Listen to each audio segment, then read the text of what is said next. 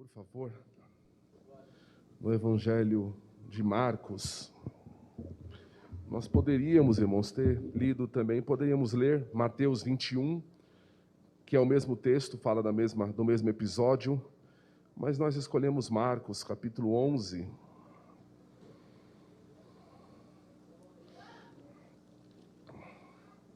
Do 12 em diante.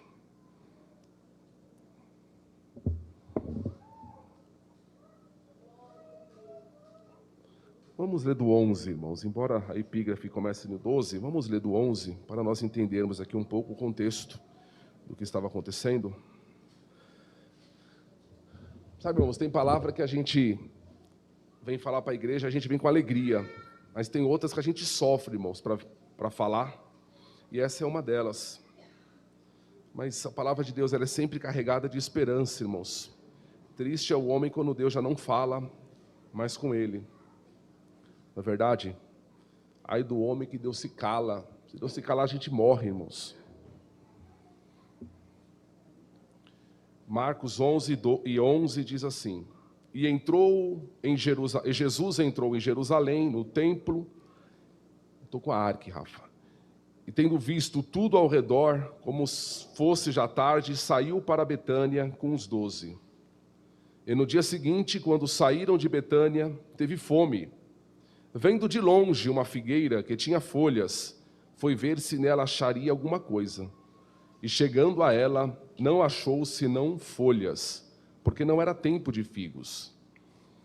E Jesus, falando, disse à figueira: Nunca mais alguém coma fruto de ti. E os seus discípulos ouviram isso. E vieram a Jerusalém, e Jesus, entrando no templo, começou a expulsar os que vendiam e compravam no templo.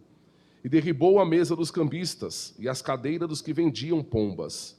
E não consentia que ninguém levasse algum vaso pelo templo. Os ensinava, dizendo: Não está escrito?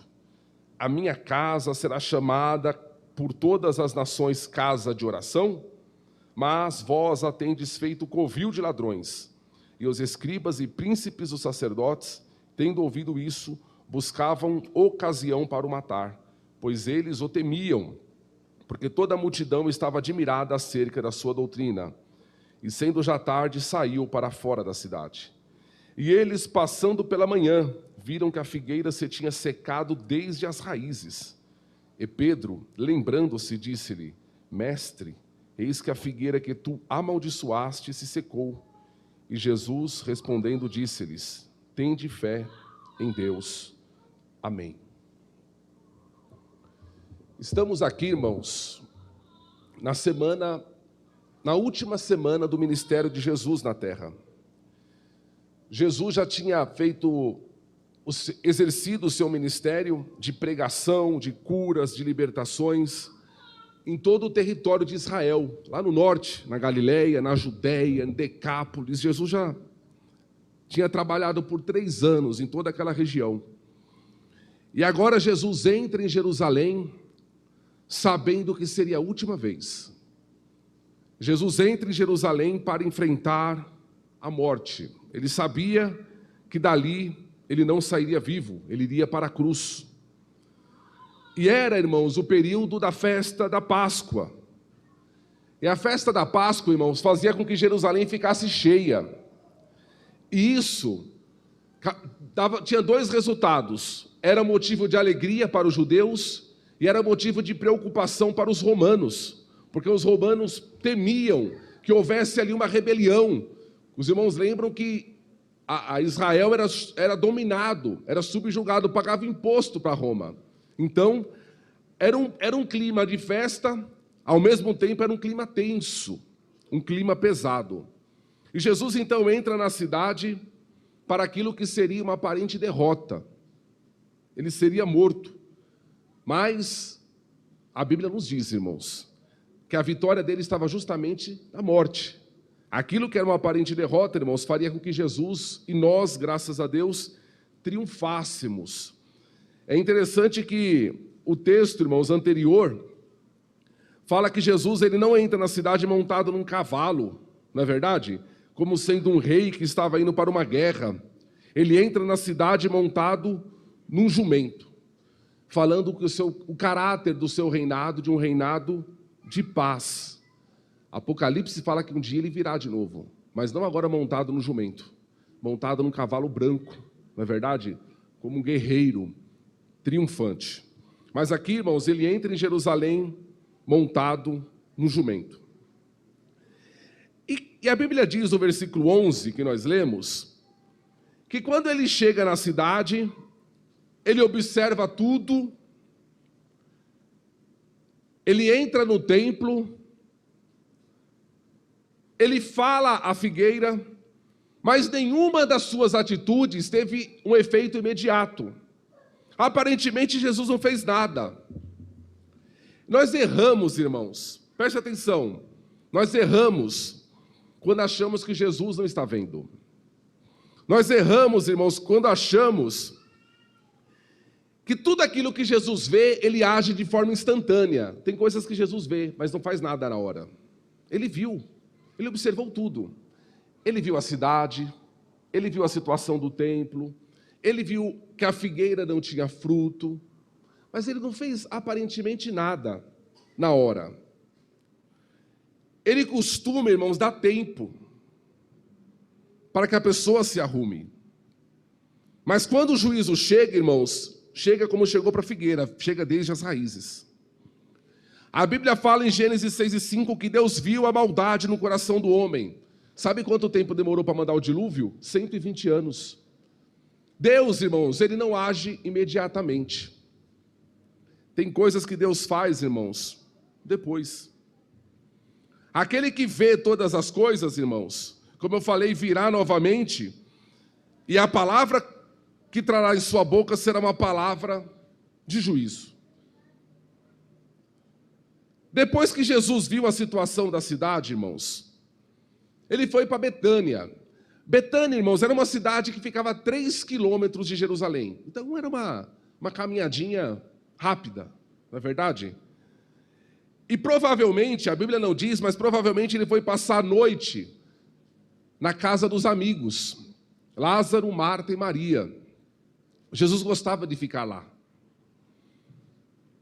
Ele foi buscar forças em Deus, irmãos, para enfrentar aquilo que viria pela frente. Seriam momentos de confrontos, e Jesus ali como homem estava se preparando para aquilo.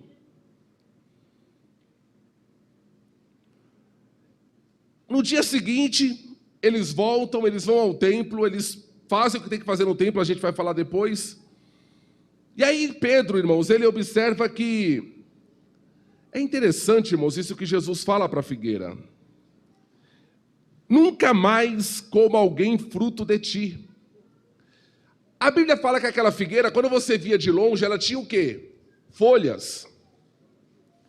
Mas Jesus chega perto e vê que não tem fruto e amaldiçoa a figueira. E alguns, irmãos, alguns rejeitam esse texto dizendo o seguinte: isso aqui foi um surto de raiva que Jesus teve. Jesus agiu por impulso. Afinal, a Bíblia mesmo diz que não era tempo de figo. Que culpa que tinha a pobre figueira? Não era tempo. Não estava na hora. Será que Jesus ali estava estressado? Porque a cruz estava próxima? Será que Jesus ali perdeu a linha? E agiu, irmãos, com descontrole emocional contra aquela pobre figueira? Porque ao invés, irmãos, de Jesus amaldiçoar a figueira, ele não curou. Ele não falou, nasça fruto de ti agora. E nasceria.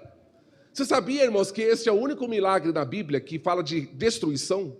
Que Jesus destruiu algo? Alguém entende que aqueles porcos lá do Gadareno também seja. Mas aquele episódio, irmão, Jesus estava restaurando o homem, não é verdade? Então, esse daqui talvez seja o único episódio, irmãos, de destruição. Por que, irmão, Jesus fez isso com a figueira? Jesus, irmãos, não se deixe enganar. Jesus, irmãos, ele nunca age, Deus nunca age, irmãos, por descontrole emocional. Deus nunca age, irmãos, por ira. Sabe qual era o problema aqui, irmãos? Essa figueira tinha um problema. Jesus, ele jamais julga, irmãos, segundo a aparência. Jesus, ele viu de longe e viu folhas. E folha fala de aparência. Ela tinha aparência, uma boa aparência. Mas Jesus não julga segundo a aparência. Somos membros de uma igreja, irmãos. Participaremos daqui a pouco da Santa Ceia do Senhor. Temos uma Bíblia que nós carregamos e amamos. Mas Jesus, ele se aproxima, irmãos. Tudo isso é folha. E ele quer ver fruto. Jesus, ele se aproximou da figueira, irmãos. Porque ele estava com fome, será? Alguém vai falar assim, mas por que Jesus se aproximou da figueira para procurar fruto? E a Bíblia fala que Jesus estava com fome, mas espera aí, ele tinha acabado de sair de casa. Quem sai de casa com fome, irmão? Geralmente a gente chega em casa com fome, mas a gente sai de casa alimentado, com a barriga cheia. Isso daqui, irmãos, não era um ato de raiva, de ira. Isso daqui, irmãos, era algo profético. Era um ato profético. Era uma lição. Essa figueira, irmão, simbolizava o templo. O tempo do templo havia chegado. O tempo do juízo do templo havia chegado. Sabe o que acontece? A colheita de figos, lá em Israel, acontece em meados de junho. Mas antes do figo nascer, nascem as folhas. Mas antes das folhas, nascem os brotos. É uns figos verdes pequenininhos. E aqueles figos, irmãos, eles são ricos em nutrientes e servem para alimentar os viajantes. Então você entende? Antes da figueira, da folha, ela dava os figos pequenininhos, os brotos, e aquilo servia de alimento. Isso era o normal. Era um broto chamado paguim. Mas aquela figueira, ela era enganosa. Por quê? Porque ela já tinha folha, mas ela ainda não tinha os frutos. Estranhamente, irmãos, ela não tinha fruto. Era uma figueira, irmãos, que só tinha aparência. E uma figueira sem frutos, irmãos, não faz sentido. As folhas daquelas figueiras anunciavam coisas que ali não eram verdades.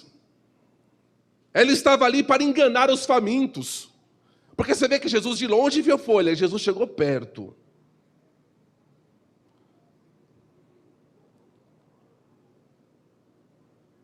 Ela aparentava, irmão, ser melhor que as demais figueiras. Porque as outras figueiras não tinham folha nessa época. Mas ela tinha.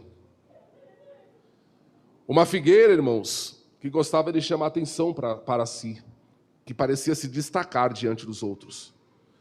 Cuidado, irmão, sempre que você vê uma pessoa que ela se acha mais espiritual que os outros.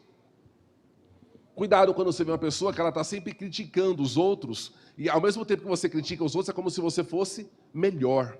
Cuidado. Essa figueira era assim.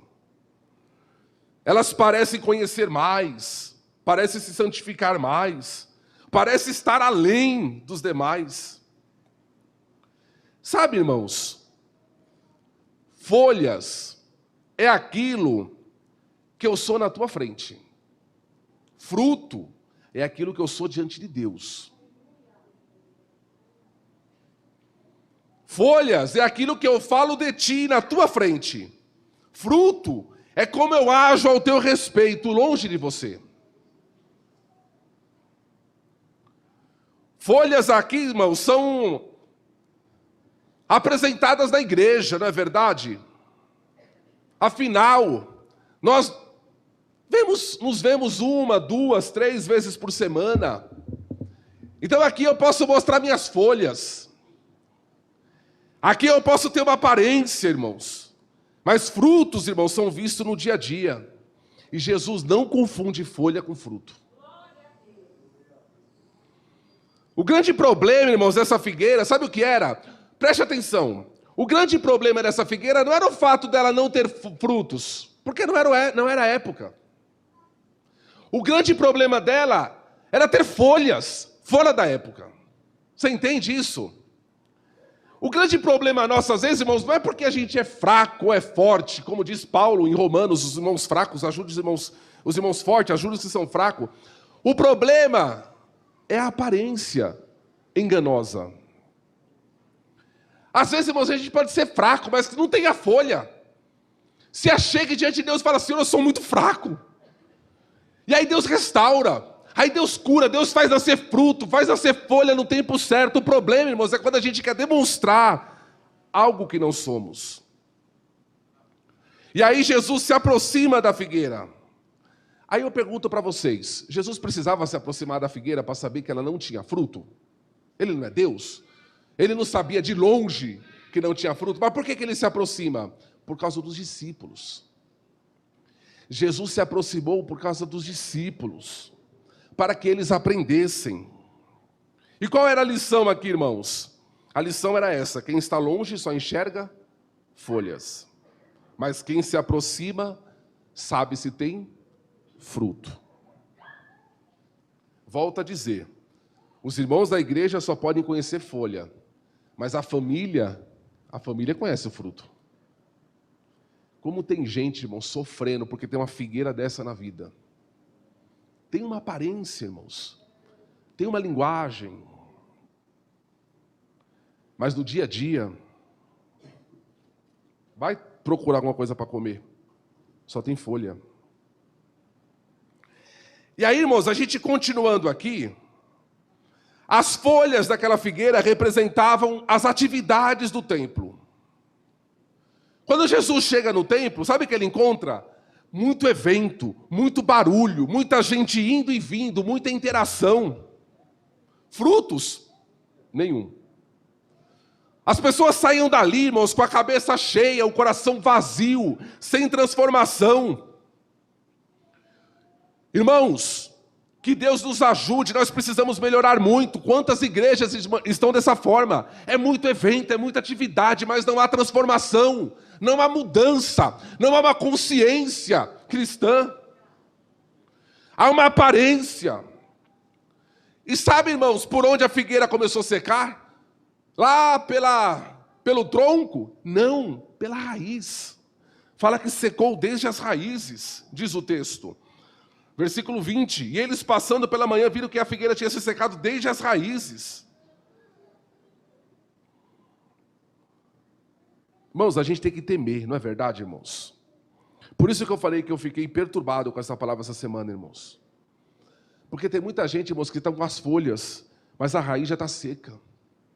Que Deus te ajude nesta noite. Que Deus fortaleça a tua raiz. Que Deus trabalhe na tua raiz nesta noite. Quando Jesus entra no templo, irmãos, ele se depara com um lugar extremamente movimentado. As pessoas gostavam de frequentar aquele lugar. Mas, irmãos, sob a ótica espiritual não havia fruto nenhum em tudo aquilo. Irmãos, ter pessoas no templo não significa ter frutos diante de Deus. É verdade que nós precisamos vir. É verdade que nós gostamos de estar aqui. Mas isso, irmãos, é verdade, irmãos, que a figueira, ela também tem que ter folha.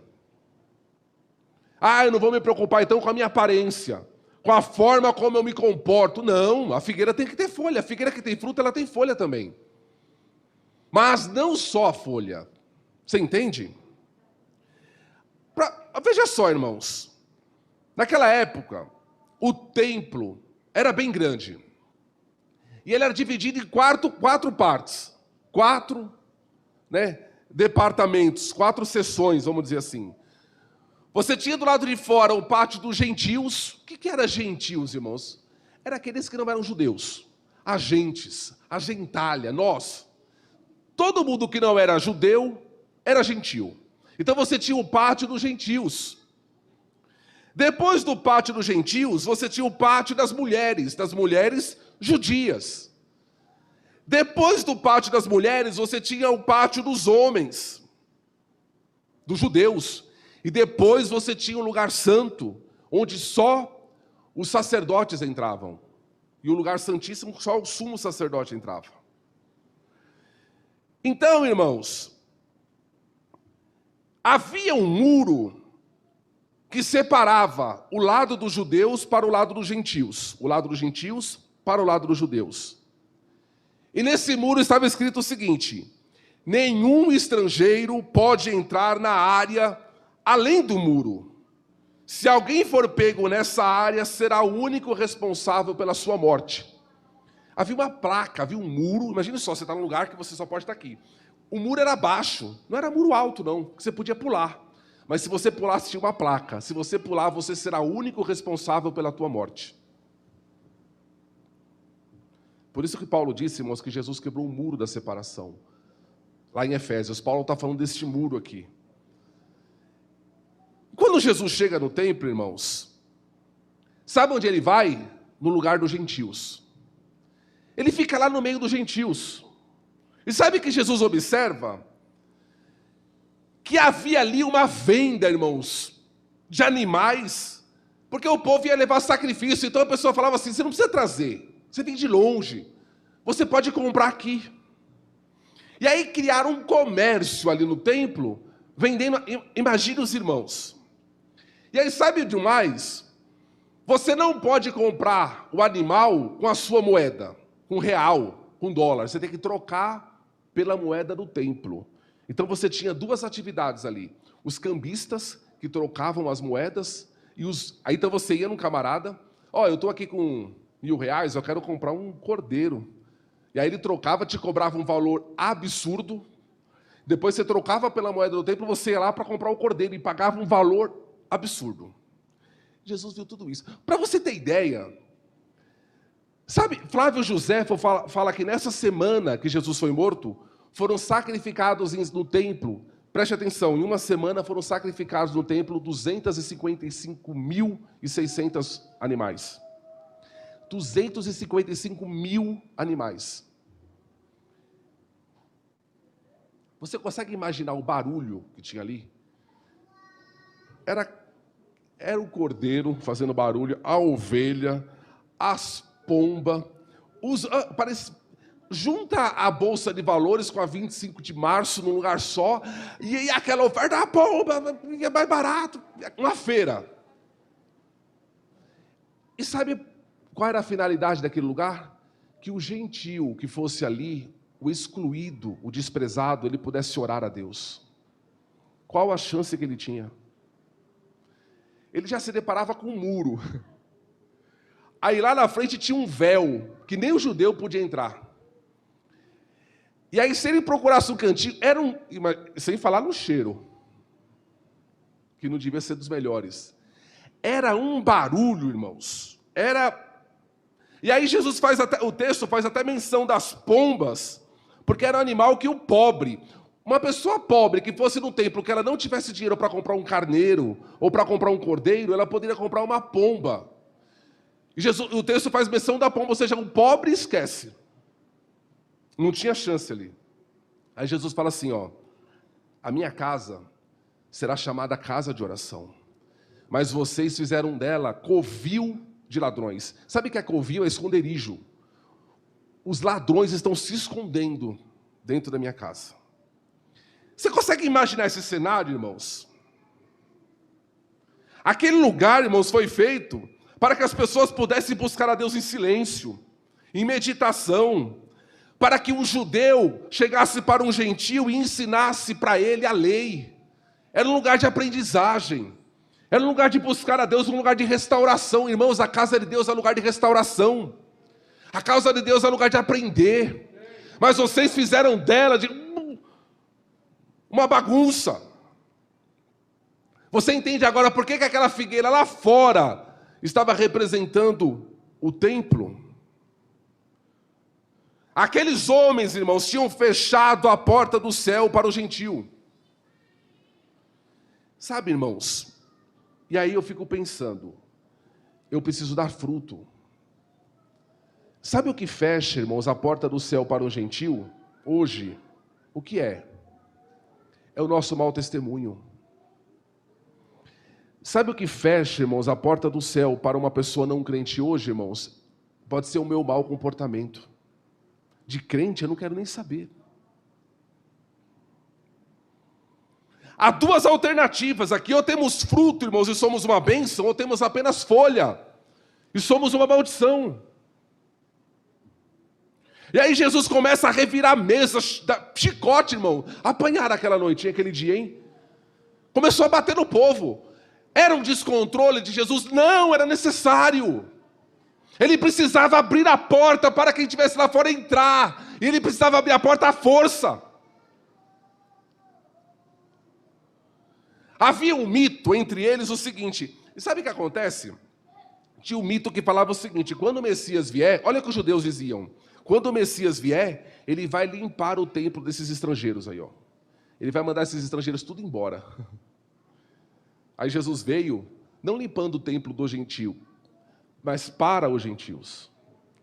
Jesus vem colocando eles para dentro.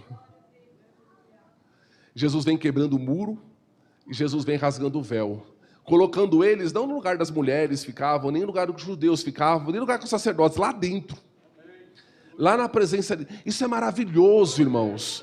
Isso é maravilhoso. Quando Jesus fala assim: a minha casa será chamada casa de oração para todos os povos. Para todos. Casa de oração. E esse sistema, irmãos, corrupto, não nasceu de um dia para o outro, não.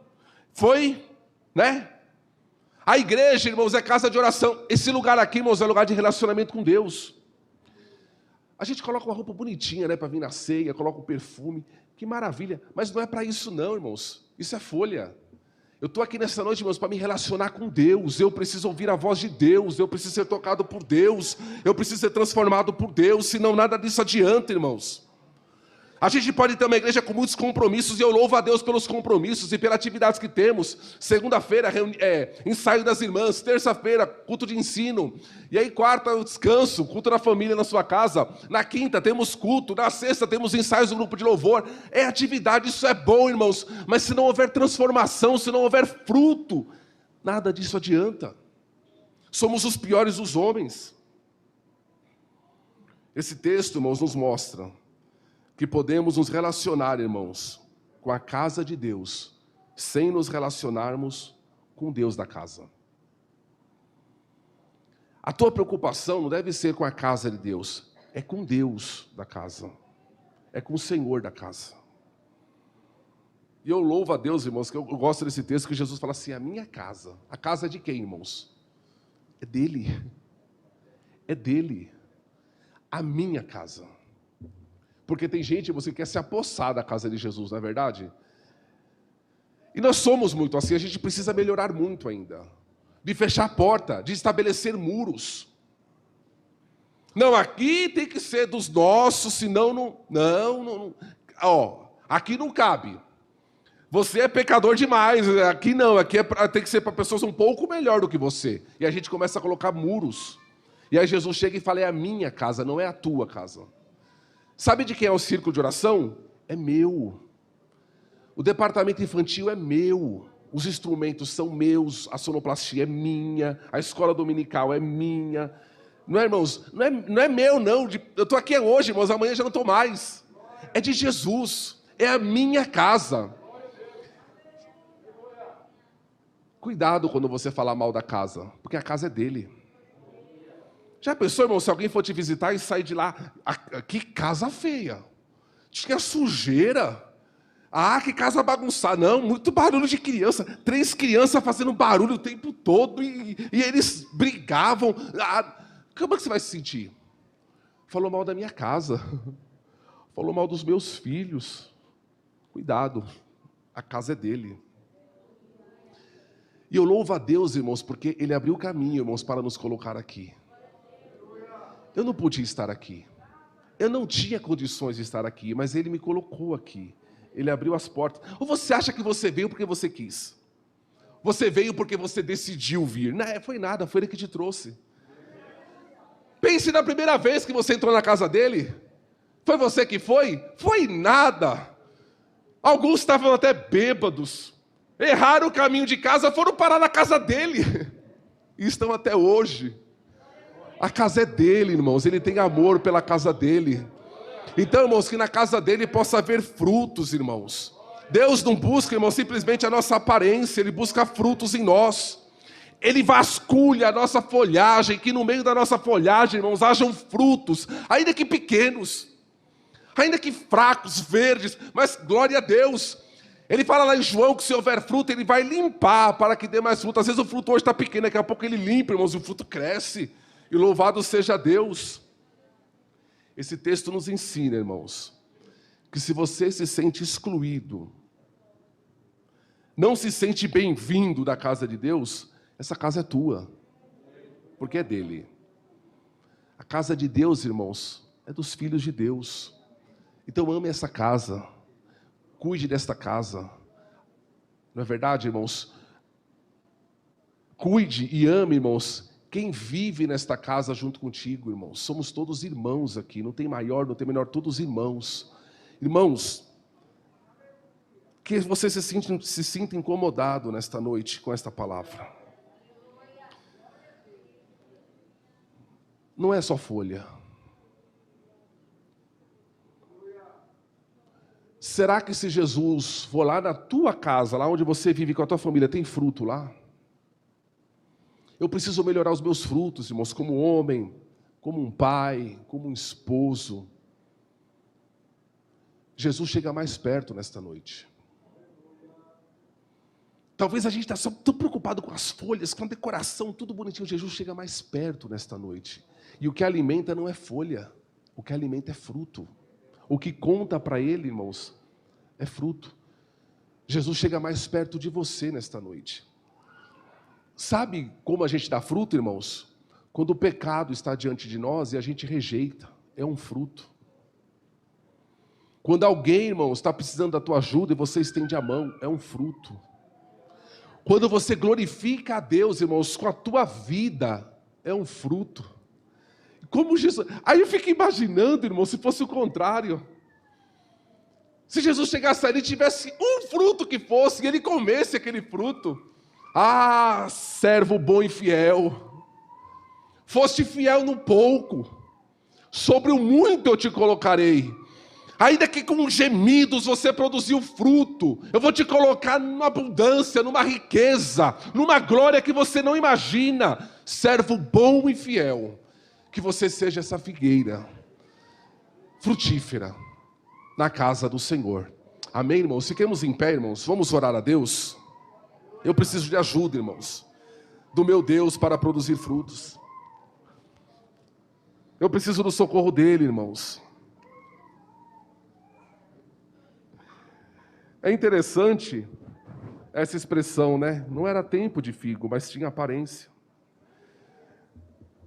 Nós temos os nossos tempos também, sabia?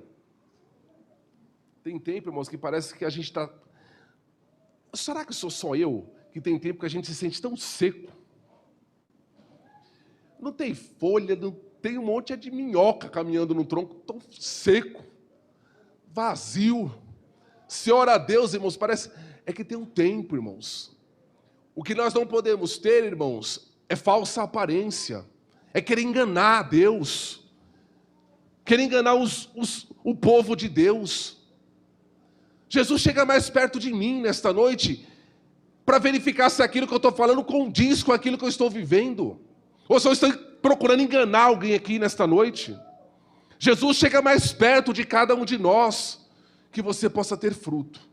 Ah, mas eu estou fraco, pastor. Então não tenha folha, seja sincero com ele. Fale a verdade.